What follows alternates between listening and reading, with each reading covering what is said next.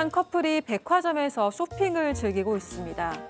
여성은 남성에게 고급 시계를 선물하고 비싼 양복까지 거침없이 결제하는데요.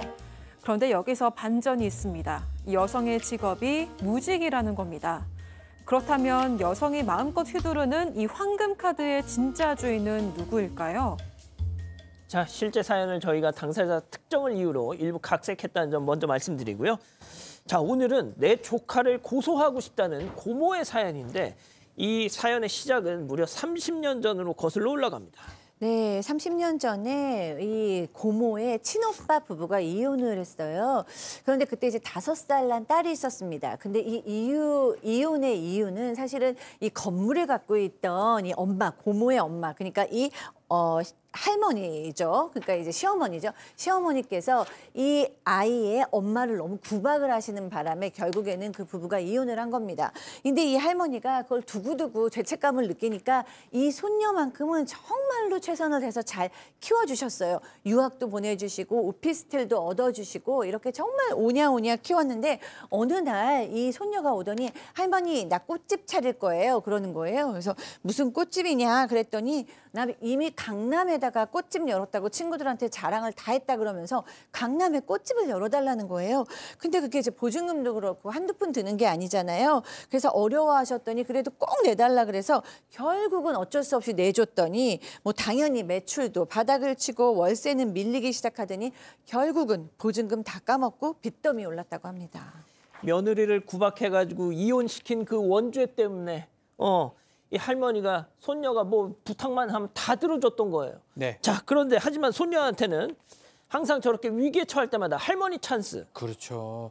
할머니 좀 살리도 뭐 이렇게 비빌 언덕이 사실 있었던 것 같은데 그 할머니가 그러다 보니까 어떤 뜻밖의 제안을 내놓습니다.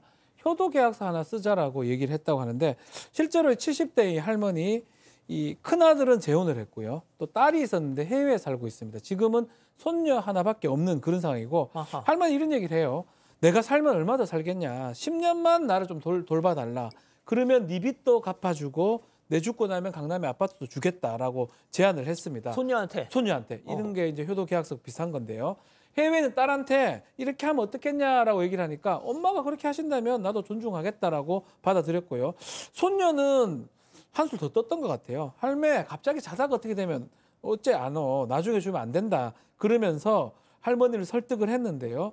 이 몰래 자식들 몰래 강남의 아파트를 손녀 이름으로 넘겼다고 하고요. 다만 10년간 잘 모시겠다라고 효도계약서를 작성했다고 합니다. 아, 그러니까 고모랑 네. 삼촌들 몰래 할머니랑 직거래를 했구나. 그렇죠. 지금 줘. 네. 아, 근데 그 할머니는 자식들한테 손녀한테 줬다는 얘기 안 하고. 네. 아, 부담부 증여 같은 건데요.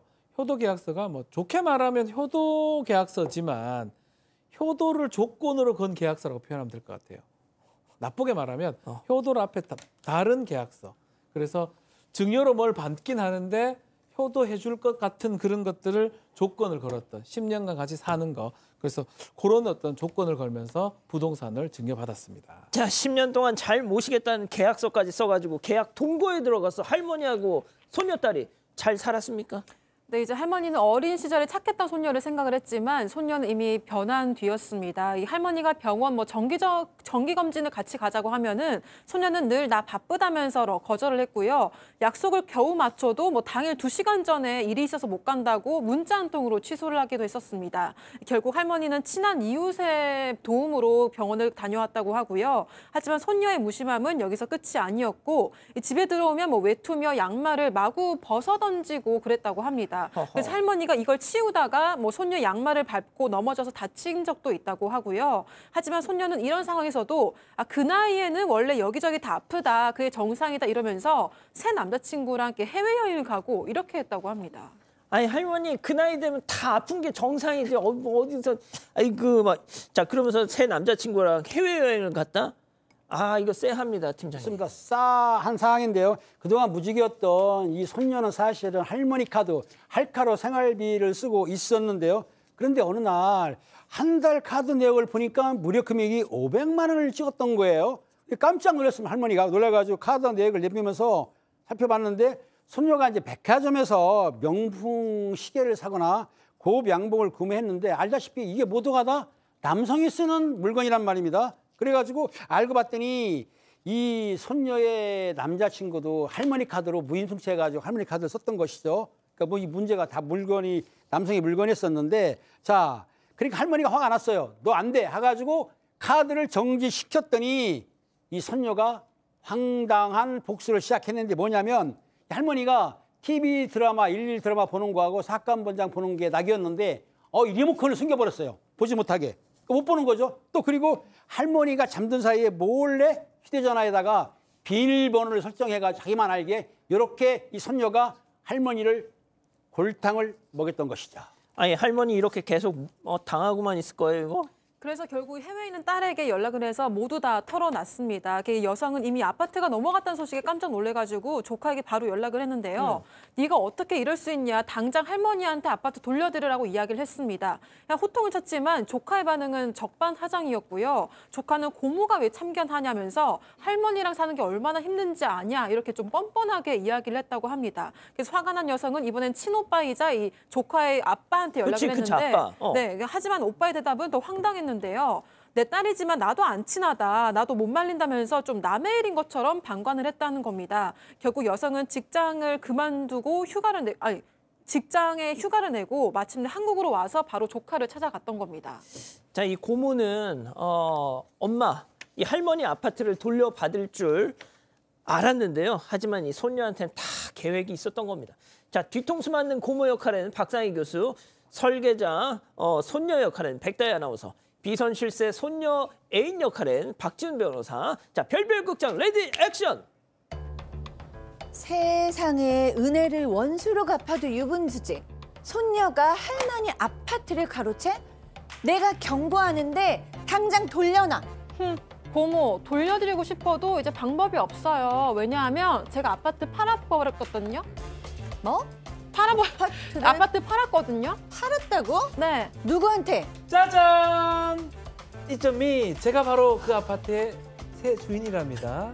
앞으로 저희 신혼집으로 잘 쓸게요, 고모님. 신경 쓰지 마세요. 아니, 그 강남 한강뷰 아파트를 고작 이런 애한테 넘겼다고? 때라니요. 고모 무슨 소리 하는 거예요? 우리 지훈 씨 잘 나가는 사업가거든요. 네. 아무튼 이제 나한테 아파트에 아짜도 꺼내지 마세요. 알겠어요? 야, 이 바보야. 얘가 너랑 결혼이라도 해줄 것 같아? 하지. 너 지금 당한 거라고. 하지 왜 안 해? 야, 이거 지금 상황이 장난이 아닌데요, 교수님.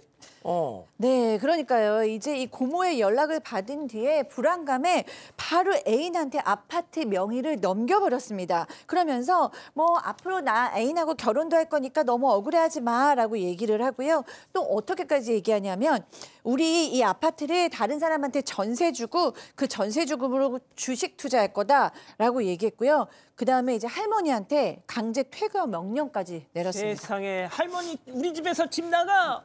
지훈이 오빠 거야 이거. 자, 여기서 오늘의 궁금증 짚어보죠. 돌려받을 수 있습니까, 박 변호사님? 효도계약서를 어떻게 작성했냐에 따라 좀 달라지긴 한데 이게 제3자한테 갖고 이래서 법적으로 다툴 거리 상당히 많을 것 같습니다. 효도계약서 완전히 상세하게 작성이 돼 있고 그것을 위반했을 때 돌려줄 수 있다. 이게 된다면 모르겠는데 또 이제 지금 퇴거 명령까지 시키거든요.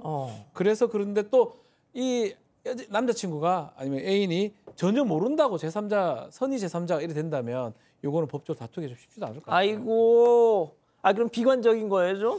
이거는 뭐 효도계약서를 보긴 봐야 되는데 이거는 재판을 해봐야 알 수 있을 것 같습니다. 아유, 이 손녀 이 피덩이 같은 게 그냥 그 대형 사고로 쳤어, 팀장님. 그렇습니다. 이 손녀 문제가 많은데요. 저는 박 변호사님한테 오시면 분명히 돌려받을 수 있습니다. 자, 교수님. 네, 저는 이 손녀가 본인의 엄마 아빠를 이혼시켰다는 것으로 무의식적으로는 할머니에게 좀 복수감을 갖고 있지 않게 그렇게 크지 않았을까라는 생각이 들고요. 또 안타깝게 또 인성이나 성격이 반듯하게 자라지도 못했습니다. 게다가 그 외로운 면이 있어서 그런지 이 남자나 애인한테 뭔가 재산적으로 주면서 또 사랑을 얻고 있는 것 같아요. 여러 가지로 문제가 많은데 어떻게든지 일단은 할머니 재산을 먼저 지키고 그다음에 손녀를 뭐 혼을 내든지 다독이든지 상담을 받게 하든지 해야 되지 않을까 싶습니다. 박 변호사님 진짜 자신이 있으세요? 제가 한다고 안 했는데요. 모르겠습니다. 다 봐야 증거를 봐야 알 수 있어요. 그러니까. 증거를 봐야 알 수 있어요. 자, 우리 가족 여러분들 뭐라고 하십니까? 네, 유리가면님은 법적으로 어떻게 안 되나요? 라고 하셨고요. 운님은 제가 그 딸이었어도 할머니가 너무 원망스러웠을 거예요. 라고 하셨습니다. 야, 또 이런 일이 다 있네 또.